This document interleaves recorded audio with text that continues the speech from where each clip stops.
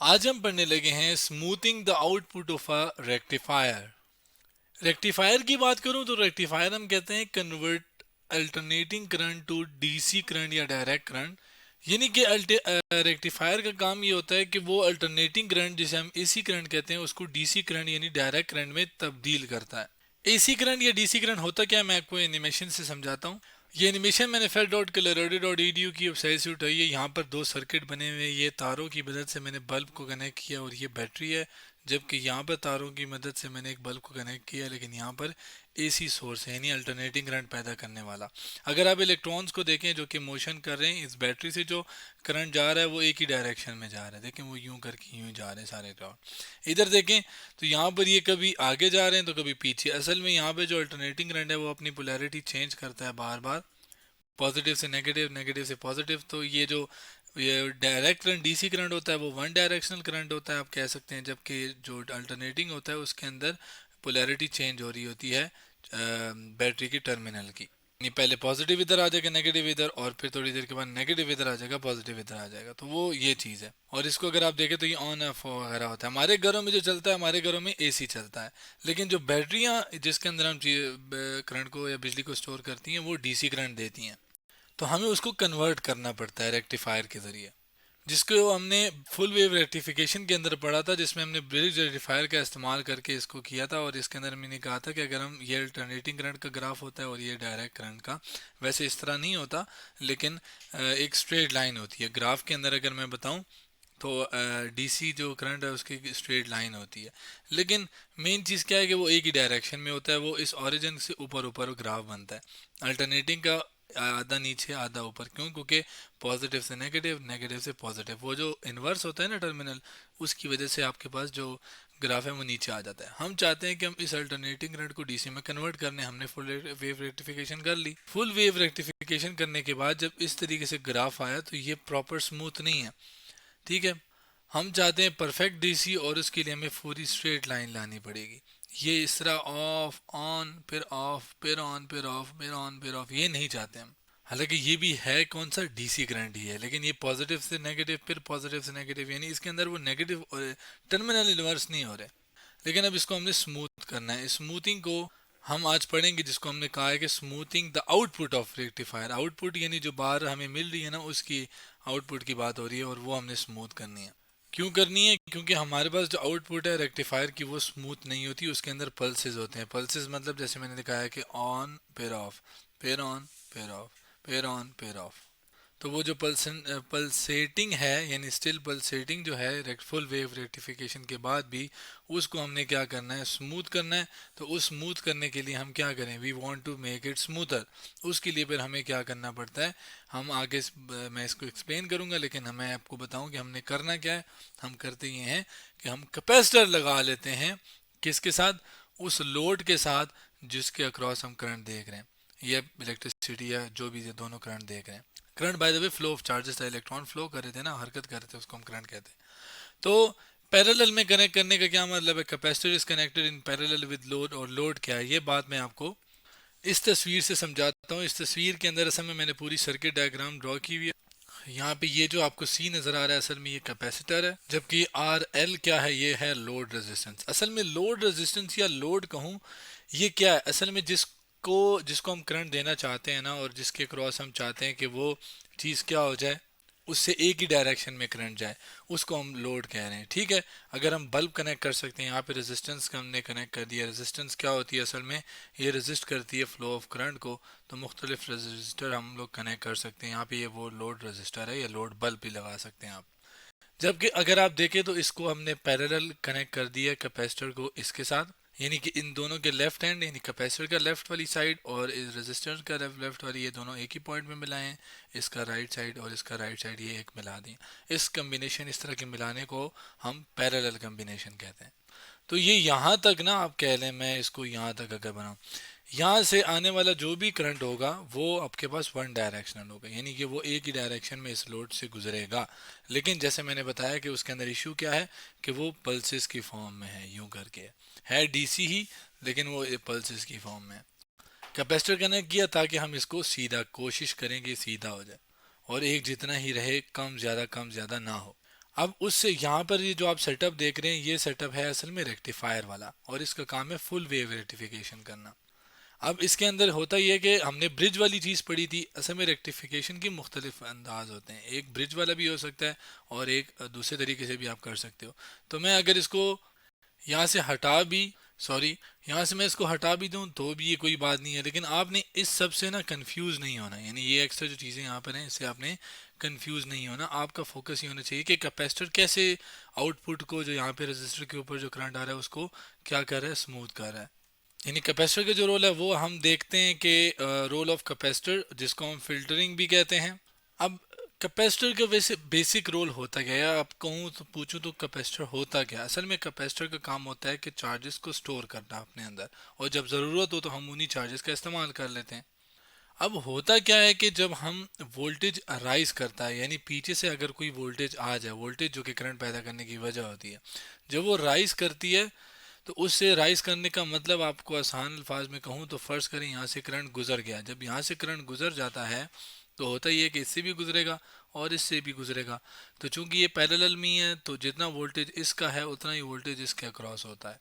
तो उससे ये जो कैपेसिटर है ये चार्ज हो जाता है, यानी इसके ऊपर चार्ज आना शुरू हो जाता है और वही करंट इससे गुजर के नीचे चला जाता है। लेकिन जब वो जो इससे गुजरता है वो इसके अंदर एक चार्ज स्टोर होना शुरू हो जाता है, और उसी से ज़ाहिर है चूँ करंट थोड़ा थोड़ा बढ़ रहा है क्योंकि पल्सिंग वाली है, यूं करके ऊपर जा रहा है, तो जो ही पीक पॉइंट पे पहुंचता है ना, तो जो कैपेसिटर है वो भी पूरा पीक वैल्यू तक चार्ज हो जाता है, यानी फुल चार्ज हो रहा है, हो जाता है, सॉरी।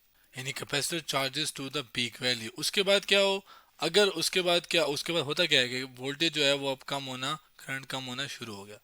तो when voltage falls, voltage fall का मतलब कि आपके पास जो लोड रेजिस्टेंस है उसके क्रॉस भी वोल्टेज कम होगी और इसके क्रॉस भी वोल्टेज कम होगी। तो वोल्टेज कम होने से करंट अब कम जा रहा है।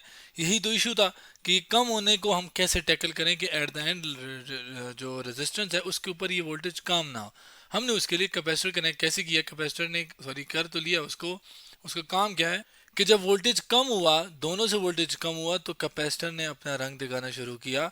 जो चार्ज उसने स्टोर किया हुआ था ना, जब वोल्टेज बढ़ रहा था उस दौरान जो चार्ज स्टोर हुआ हुआ था, ये उसी चार्ज को कैपेसिटर क्या करता है, अब डिस्चार्ज करना शुरू हो जाता है। यानी वही चार्ज पर कैपेसिटर क्या करेगा, अब कैपेसिटर अपना चार्ज देना भेजना शुरू कर देगा, और वो चार्ज जब इससे गुजरेगा तो बेशक वोल्टेज जो इधर से आ रहा है, रेक्टिफायर से आ रहा है, वो बेशक कम हो रहा है, लेकिन क्योंकि अब कैपेसिटर आ गया मैदान में तो वो अब उसको वोल्टेज प्रोवाइड करेगा और करंट दे देगा। तो यूं आप कह लें कैपेसिटर ने उस मौके को कैसे ख़त्म करवाया, यानी कि जब डिक्रीजिंग हो रहा था, वोल्टेज कम हो रहा था, तो उस चीज़ को ख़त्म किया कैसे, अपने आप को डिस्चार्ज करके।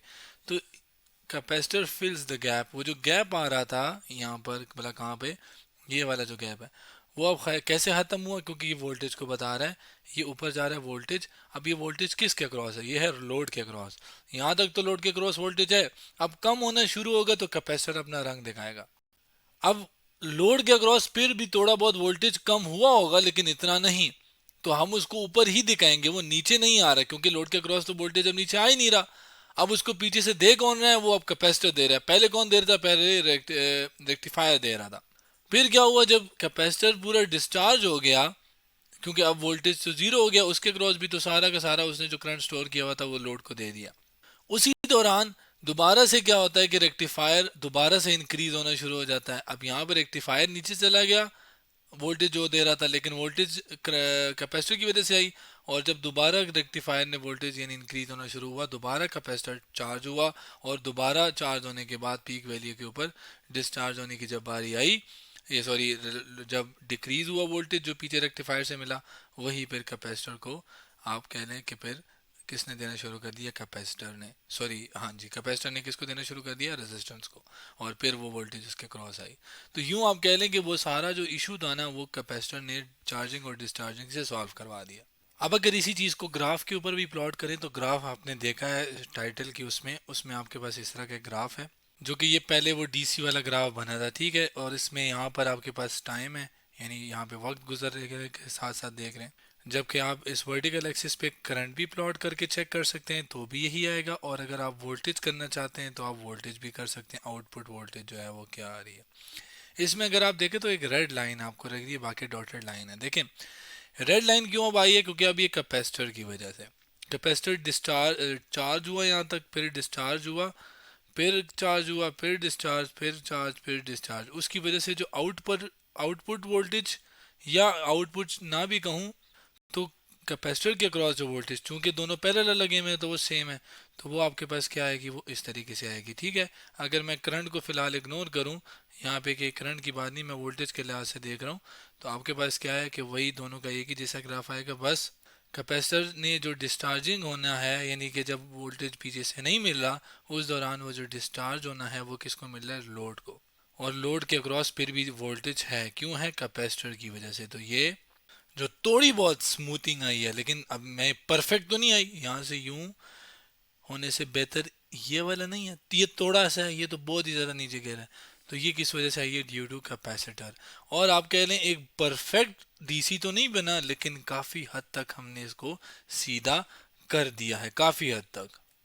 और इन ये जो छोटी, पहले तो बड़े बड़े रिपल्स आ रहे थे ना, बड़े बड़े वो आप कह रहे गैप आ रहे थे, अब ये जो छोटा सा एक आप कह लें रिपल से बन रहे हैं, ये छोटे से रिपल्स क्या कहलाते हैं, रिपल वोल्टेज। मतलब ये वोल्टेजेस हैं लेकिन ये छोटे छोटे हैं, तो इनको हम क्या कहते हैं, रिपल वोल्टेज। ठीक है, ये जो छोटे छोटे रिपल्स हैं। अब जो फिलहाल हमने कैपेसिटर लगाया, उसमें कौन से फैक्टर्स हैं कैपेसिटर का, कैपेसिटर के, रेजिस्टेंस के और बाकी चीज़ों के, जो कि उसकी स्मूथनेस को खराब या आप कह लें चेंज कर सकते हैं, यानी फैक्टर अफेक्टिंग स्मूथिंग। सबसे पहला जो फैक्टर है वो है कैपेसिटेंस। एक कैपेसिटर की क्या एबिलिटी है टू स्टोर अ चार्ज, ज़्यादा वो कर सकता है, कम वो कर सकता है, उसे हम कहते हैं कैपेसिटेंस। तो उसकी अगर वैल्यू ज़्यादा होगी तो वो ज़ाहिर है वोल्टेज भी ज़्यादा दे पाएगा, तो इतनी कमी या रिपल्स इतने नहीं बनेंगे। यानी हायर कैपेसिटेंस का मतलब स्मूथिंग जो होगी, यानी स्मूथ होना है, वो क्या होगी, वो बेहतर होगी। और ज़ाहिर है लोअर कैपेसिटर का होगा एक कैपेसिटेंस, लोअर कैपेसिटेंस वाला कैपेसिटर होगा तो वो बेटर स्मूथिंग नहीं बल्कि ख़राब स्मूथिंग होगी, उसके अंदर थोड़ी रिपल ज़्यादा बन जाएंगे आप कह रहे हैं। लेकिन इसका नुकसान ये है कि अगर कैपेसिटर बड़ा है तो ज़ाहिर है वो पीछे से करंट भी वो ज़्यादा ही लेगा ना, पीछे से जो वोल्टेज उसको दी मिल रही है वो भी तो वो ज़्यादा लेगा, क्योंकि कैपेसिटर क्या है, बड़ा है। अगला जो फैक्टर है वो है लोड रेजिस्टेंस। जो लोड रेजिस्टेंस जिसको डीसी करंट मिल रहा है, तो उसका नुकसान क्या है, आप कह रहे रेजिस्टेंस बढ़ाऊंगा तो आउटपुट पे जो स्मूथर आउटपुट होगा, यानी कि स्मूथ होगी या नहीं, तो वो होगी नहीं। क्यों, क्योंकि ज़्यादा लोड बल्कि नहीं, ज़्यादा रेजिस्टेंस बढ़ाने से जो स्मूथनेस है वो ज़्यादा होगी। क्यों, क्योंकि अगर कम हुई, मतलब अगर लोड रेजिस्टेंस क्या है कि रुकावट है करंट को देना, तो चार्ज, अब इधर चार्जेस मौजूद हैं, अब उन्होंने चार्जेस ने जाना है, तो अगर रुकावट नहीं होगी तो वो तो तेज़ी के साथ चले जाएंगे, तेज़ी के साथ जाएंगे, तो वो तेज़ी के साथ कैपेसिटर अपने आप को खाली कर देगा, और फिर ज़्यादा देर तक वो चार्जिंग नहीं दे पाएगा, तो वो जल्दी से खाली हो जाएगा और आपके पास एक फिर रिपल सी आ जाएगी। और जाहिर है अगर लोअर रेजिस्टेंस होगी यानी कम होगी, तो जैसे मैंने बताया कि वो जल्दी से वो हो जाएगा, इसको भी हमने देख लिया। तो ये दो मेन फैक्टर्स थे जो कि हमने देखे इसके लिए। तो हमारे पास आज हमने क्या किया कि हमने ये देखा कि हम रेक्टिफायर से जो आने वाली वोल्टेज है, जो रेक्टिफिकेशन के अंदर हम यूज़ करते हैं, एसी से डीसी कन्वर्ट करने के लिए यूज़ करते हैं, उसको हम कैसे स्मूथ बना सकते हैं। तो आज हमने smoothing the output of a rectifier के बारे में पढ़ा।